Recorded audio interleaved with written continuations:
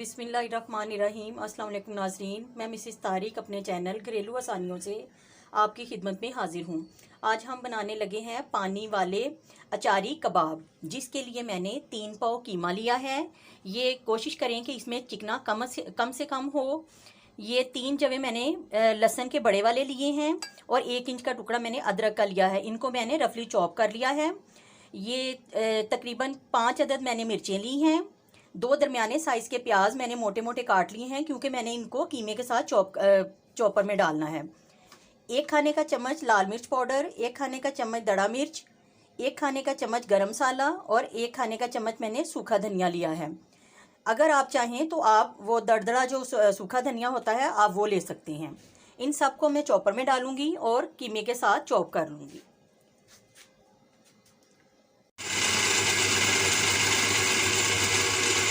कीमे को हमने चॉप कर लिया है। ये इस तरह हो गया। आप किसी भी ग्राइंडर की डब्बी में या सिलवट्टे पे जिस भी आपने करना है आप इसको थोड़ा सा पीस लें और सारी चीज़ें मिक्स कर लें। अब हम इसके कबाब तैयार करेंगे।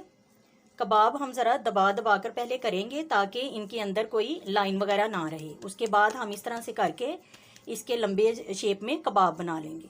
ना कबाब हमने ज़्यादा लंबे बनाने हैं और ना ही छोटे, हमने दरमियाने साइज़ के बनाने हैं। ये देखें, इस तरह से ये कबाब हमारा तैयार हो गया है। इसी तरह से हम सारे कबाब जो हैं तैयार कर लेंगे। अब ज़रूरी नहीं कि आप लंबे कबाब बनाएं, अगर आपने गोल कबाब बनाने हैं तो आप वो भी बना सकते हैं। इस तरह से हम सारे जो कबाब हैं अपने तैयार कर लेंगे। ये देखिए, हमारे सारे कबाब जो हैं वो रेडी हो चुके हैं। ये 2 कबाब मैंने जैसे चप्पल कबाब बनाते हैं ये उस तरह बनाए हैं। मैंने आपकी सहूलत के लिए कि आप दोनों तरह से बना सकते हैं। इनको बनाने से पहले आपने इसका नमक लाजमी चेक करना है। अगर तो आप कच्चा कर सकते हैं तो ठीक है, वरना इस तरह से फोक के साथ या किसी भी चम्मच के पीछे आप थोड़ा सा लगा के उसको आग पर सेकें और उसका नमक जो है आप चेक कर लें, फिर कबाब बनाएं।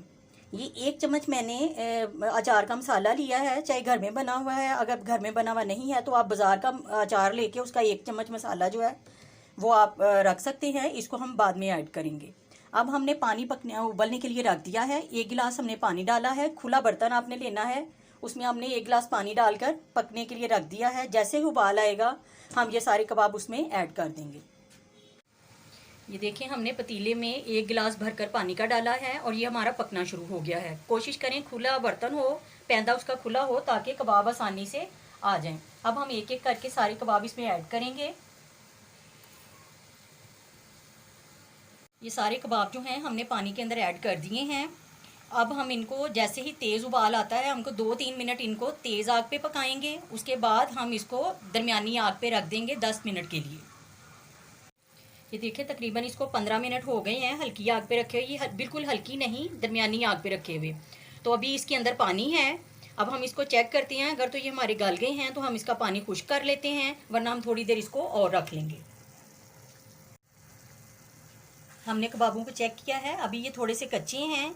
हम इसके अंदर ये अचार मसाला जो है इसको ऐड कर देंगे और साथ ही हम इसको अब थोड़ी सी तेज़ आग करेंगे, इसको खुश्क भी कर लेंगे। उतनी देर में ये गल भी जाएंगे और ये हमारे खुश्क भी हो जाएंगे। हम इसको कपड़े की मदद से पकड़ेंगे और अच्छी तरह से हिला लेंगे।